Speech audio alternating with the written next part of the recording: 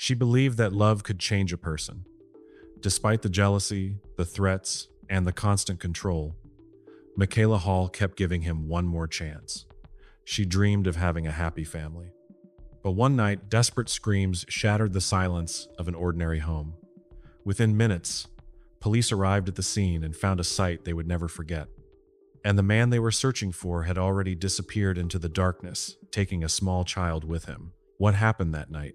And why did all the warning signs turn out to be only the beginning? This is the story of Michaela Hall. Friends, let me interrupt for just a minute.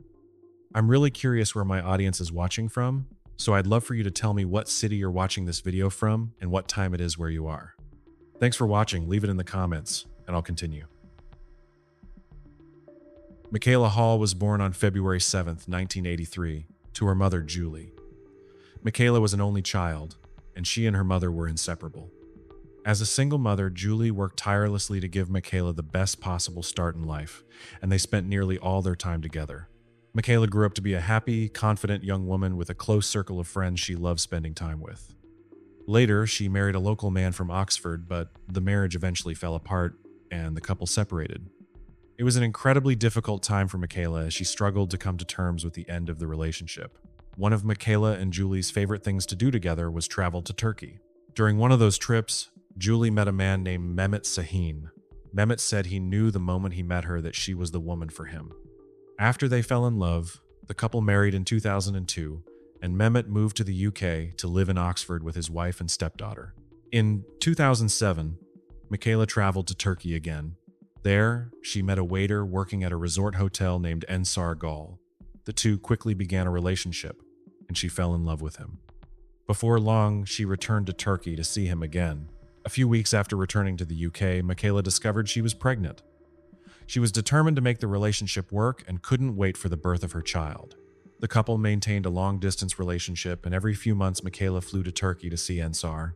In 2008, they welcomed their first child, a daughter.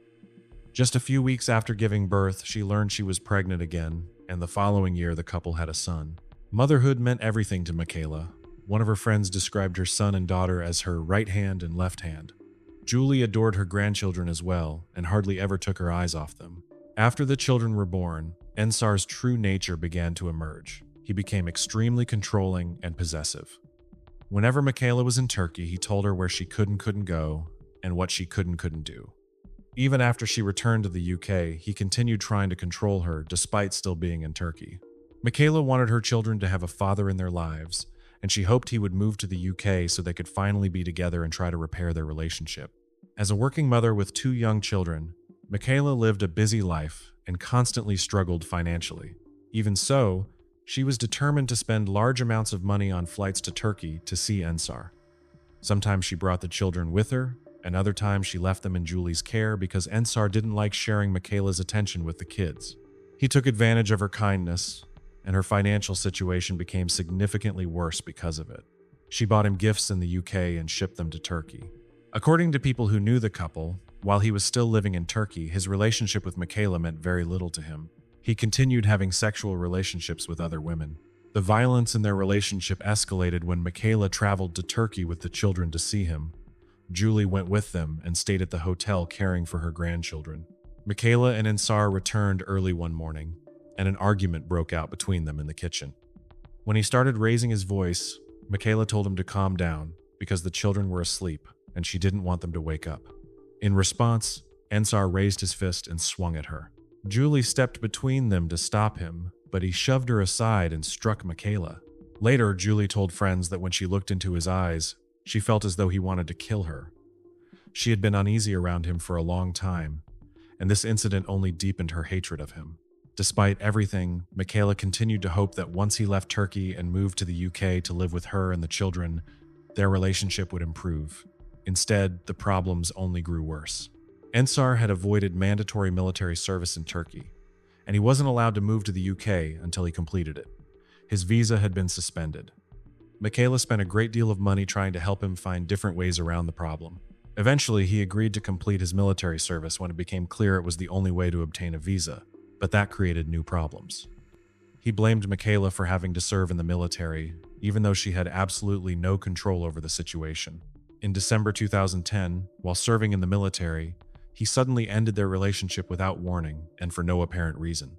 Michaela was devastated. She began talking to her ex in Turkey and decided to travel there to see him. But later she said it had been a mistake and that she should have tried to repair her relationship with Ensar instead of giving up on it. When she returned to the UK, she frantically asked her friends to help erase every trace of her conversations with her ex because she knew that if Ensar found out, he might explode with rage. A few days later, Michaela received a phone call. It was Ensar, acting as though nothing had happened. They agreed to give their relationship another chance. Her friends urged her to think carefully and not go back to him, but she decided to try again. In March 2011, she traveled to Turkey, and the couple got married. Julie refused to go. Michaela didn't tell her friends about the wedding either. Some only found out through Facebook after Julie posted a congratulatory message for the newlyweds. Michaela returned to Britain and began arranging a visa for her new husband. But before long, he learned that she had traveled to Turkey to see her ex, and he became furious. He grew even more verbally abusive during their conversations. He frequently reduced her to tears, and her friends heard the abuse themselves, telling her that his behavior wasn't normal and that he had no right to treat her that way. He constantly flooded her phone with calls, even in the middle of the night. On one occasion, he called her 26 times. By August 2011, it had driven her into a deep depression, and according to a friend, she had even begun thinking about suicide. Her friend advised her to simply turn off her phone. The next day, Michaela learned that his visa had been approved and sent to him. Then, the following day, Ensar Gal boarded a plane to the UK and left Turkey. He moved in with Michaela and their children at Julie and Mehmet's home in Tame, Oxfordshire. The tension quickly began to rise. Julie's hatred of Ensar was mutual, and he, in turn, resented how close she was to her daughter. Other people in Michaela's life also witnessed his deeply controlling and abusive behavior. His resentment toward Julie, living in her home, and his desire for revenge after learning Michaela had seen her ex following the breakup he himself had initiated without warning, all began to boil inside him. It wasn't a sudden outburst. It built gradually, becoming an inner pressure that grew stronger with each passing day. His thoughts became increasingly consumed by resentment, jealousy, and control, blending into a dangerous mix. During a conversation with Mehmet, Ensar said he wanted to kill Michaela. The words were direct and unmistakable, but Mehmet assumed it was nothing more than something said in anger, the kind of thing people sometimes say without meaning it. At the time, it seemed like an emotional exaggeration rather than a real threat that needed to be taken literally. One morning, Michaela called a friend. She was terrified. The fear in her voice was impossible to hide. She said Ensar had told her that if she came home, he would cut off her head. It wasn't just another argument or an empty threat. It sounded like a direct and brutal promise that left her with a deep sense of danger. Just 2 weeks after his arrival in England, a ticket was purchased for him to return permanently to Turkey. It seemed like an attempt to put an end to a situation that had become increasingly tense. Michaela was heartbroken. Despite everything, she still wanted to save the relationship and begged him to give them one last chance to make it work. Her words were filled with hope that, despite everything, had not yet disappeared. On the way to the airport, he decided not to board the flight and return to the family home instead. It was a sudden and unexpected decision, as though he had changed his mind at the very last moment. His return meant the tension hadn't disappeared, it had only returned with him, becoming even more dangerous. On September 2nd, he spent the night with a woman he had met at a local bar, once again showing complete indifference toward his wife and their marriage. It didn't appear to be a random act, but rather a deliberate choice that highlighted his emotional detachment and unwillingness to honor any commitment. His behavior during those days increasingly revealed the gap between his words and his actions. The following day, September 3rd, Ensar met the same woman again. It wasn't an isolated meeting. It repeated the previous day's pattern, reinforcing the same behavior. He also drank a significant amount of alcohol, adding even more chaos to his state of mind, and missed his shift at the local Prezzo restaurant. It was yet another sign that he had completely abandoned his responsibilities and his normal routine. Afterward, he went to the takeout restaurant where Mehmet worked at approximately 1:15 in the morning on September 4th. It was late at night, when the town had already grown quiet and any visitors stood out. Mehmet assumed it was simply alcohol-fueled talk. Nothing about his words seemed especially unusual or dangerous at the time. They sounded like careless comments without any real meaning. No one could have imagined something far more serious was behind them. At 2:10 in the morning, Ensar Gall returned to Ireton Court. It was the middle of the night when most people were asleep, and the house seemed quiet and peaceful. Nothing from the outside suggested that everything was about to change within minutes. Julie and her friend Casey were watching television in the living room. The atmosphere was completely ordinary, the familiar calm of a late evening. Upstairs, Michaela was asleep in one bedroom with her daughter, while their son slept in the room next door. The house was silent except for the sound of the television. Ensar walked into the kitchen, took a knife from a drawer, and then went upstairs. His actions were deliberate and methodical, without hesitation. Every step brought him closer to what was about to happen. He entered the bedroom where his wife and daughter were sleeping. It was supposed to be the safest place in the house, but instead, it became the scene of unimaginable violence. There, he launched a horrific attack, stabbing Michaela over and over again. It happened suddenly, without warning, in the silence of the night, which instantly gave way to chaos and screams. Julie and Casey rushed upstairs to find out what had happened. Their reaction was immediate. They heard the commotion and ran to help without hesitation. When Julie entered the bedroom, she saw Ensar straddling Michaela and stabbing her in the neck. The scene was horrifying and brutal. As Julie tried to pull him away from her daughter, she slipped and fell to the floor, losing her balance at the worst possible moment. Ensar then turned on her and began stabbing her just as relentlessly. Casey was also stabbed 4 times, with one of the wounds passing just millimeters from her pulmonary vein. It was a critically dangerous injury that miraculously was not fatal. Casey managed to escape from the house and run for help, but Julie couldn't. As she tried to reach the front door, she collapsed at the bottom of the stairs. She had come within just a few steps of safety, but because of the catastrophic loss of blood, she could go no farther. Her strength simply gave out in that critical moment. Ensar Gall took their 3-year-old daughter and disappeared into the night. It was a sudden and terrifying disappearance. He left behind a crime scene and people desperately in need of help. The little girl remained with him, not understanding what was happening but sensing the fear and tension of that night. Hearing the screams, a concerned neighbor immediately called the police. It was one of those emergency calls where panic and urgency could be heard in every word. Soon, emergency responders arrived, and the silence of the night was replaced by the sound of sirens and the frantic efforts of first responders. Casey was taken to John Radcliffe Hospital, where she eventually recovered. Her condition was critical, but she survived, a rare exception in this tragic story. Julie was found curled up in the fetal position just inches from the front door. She had been so close to getting out, but never managed to take that final step. Michaela was found in the bedroom, another place that had become part of the horrific scene. It was from that moment that the massive manhunt for Ensar Gall began. Surveillance cameras captured him walking through the streets carrying his young daughter in his arms. His movements appeared calm, almost routine, making an even sharper contrast with what had happened just moments earlier. The knife he had used in the killings was still with him, and his clothes were splattered with blood, leaving no doubt about the events of that night. Then he set his daughter down and told Mehmet to take care of her. It was a brief, abrupt moment, with no warmth or concern, just a blunt instruction given in the aftermath of events that had already spiraled out of control. The child found herself in the middle of a situation she couldn't possibly understand, though she could already sense the fear and chaos surrounding her. Mehmet did everything he could to comfort the frightened and traumatized little girl while calling 999. His voice was likely shaking, but he tried to remain calm, clearly relaying information without losing control. At the same time, he did his best to reassure the child, talking to her and keeping her close even as he struggled with the overwhelming shock and stress himself. Those were precious seconds in which he had to act quickly despite the fear and disbelief.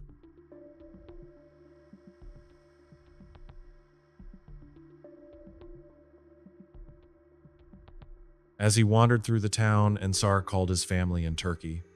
It was yet another disturbing contrast between what had already happened and the way he behaved afterward. His movements through the streets seemed aimless, yet he stayed in contact with his relatives, as though trying to talk about something ordinary or familiar. During those moments, he wasn't hiding or rushing. He simply walked through town making phone calls, as if the events of that night hadn't left him with any sense of urgency or panic. Those calls add another layer to understanding his behavior, cold, detached, and almost impossible for those reconstructing the case to comprehend.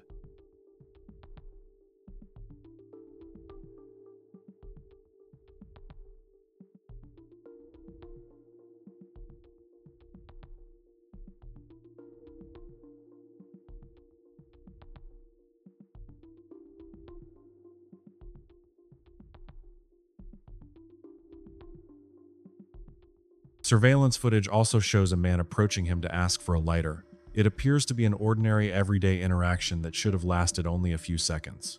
But everything changes in an instant. The moment the man notices that Ensar is holding a knife, he immediately backs away on instinct. His reaction is quick and abrupt, as though he instantly realizes the danger standing before him. Security cameras also captured the moment Ensar Gal was arrested by 2 police officers. It happened quickly, but the tension was visible in every movement. The officers approached cautiously, carefully controlling the situation, fully aware of who they were dealing with.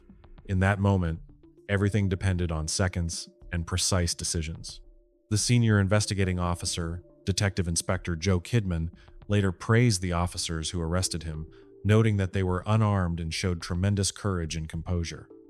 According to him, it was an extremely high-risk situation where every decision mattered, and it was their calm professionalism that allowed them to take the suspect into custody without causing even greater tragedy. It was a job that required not only skill but remarkable inner strength. During police interviews, he complained about the blood on his clothing, focusing on that as though it were the biggest issue. His words sounded detached, almost casual, with no indication that he grasped the magnitude of what had happened. He showed virtually no remorse for his actions and displayed none of the emotions anyone would expect after such horrific events. That emotional coldness only reinforced the overall impression of his behavior.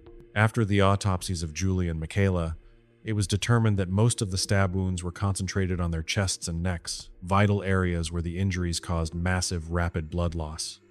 The findings left no doubt about the nature of the attack. The wounds had been inflicted deliberately, with extraordinary brutality, and each one carried the potential to be fatal. Julie suffered more than 50 stab wounds, while Michaela suffered more than 40. Those numbers sound like dry statistics, but they represent a level of violence that is difficult to comprehend.